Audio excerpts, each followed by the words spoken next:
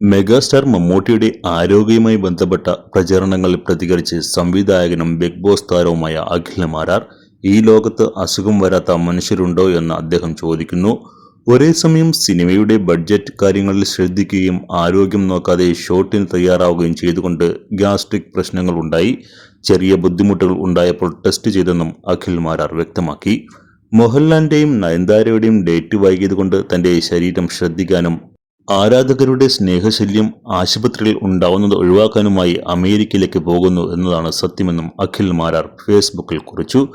കഴിഞ്ഞ ദിവസം മെസ്സേജ് അയച്ചപ്പോൾ സുഖമായിരിക്കുന്നുവെന്ന് മറുപടിയും ലഭിച്ചെന്ന് കുറിപ്പിൽ പറയുന്നു. മമ്മൂക്കയുടെ ആരോഗ്യനിലയുമായി ബന്ധപ്പെട്ട അനാവശ്യ വിവാദങ്ങൾ കത്തിച്ച് വാദപ്രതിവാദങ്ങൾ നിർത്തി ആഘോഷിക്കുകയാണ് ഓൺലൈൻ മാധ്യമങ്ങൾ. ഒരു മാധ്യമമാണ് ഇത്തരം വാർത്തയ്ക്ക് പിന്നിൽ. രണ്ട് കാരണങ്ങളുണ്ട്. ഒന്ന്, മമ്മൂക്കയ്ക്ക് ചെറിയ ആരോഗ്യ പ്രശ്നങ്ങൾ ഉണ്ടായിരുന്നു എന്ന സത്യവും. രണ്ട്, അതിൻ്റെ നിർമ്മാതാക്കളോട് മാധ്യമ ഉടമയ്ക്കുള്ള ശത്രുതയും. വാർത്തയിലെ സത്യത്തെ മുന്നിൽ നിർത്തി തൻ്റെ ശത്രുവിനെ അടിക്കുക എന്ന നയമാണ് ആ വാർത്തയിൽ അദ്ദേഹം നടത്തിയത്.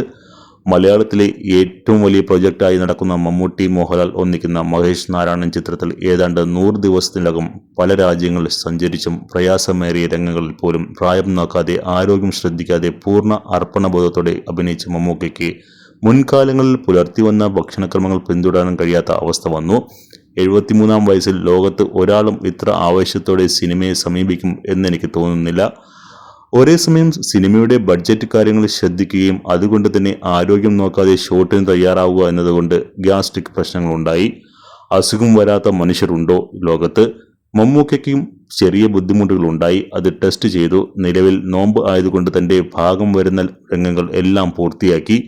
മോഹൻലാൽ, നയൻതാര എന്നിവർക്കൊപ്പമുള്ള രംഗങ്ങൾ അവരുടെ ഡേറ്റ് വൈകിയതുകൊണ്ട് തൻ്റെ ശരീരം ശ്രദ്ധിക്കാനും ആരാധകരുടെ സ്നേഹശല്യം ആശുപത്രിയിൽ ഉണ്ടാവുന്നത് ഒഴിവാക്കാനും അമേരിക്കയിലേക്ക് പോകുന്നു എന്നതാണ് സത്യം.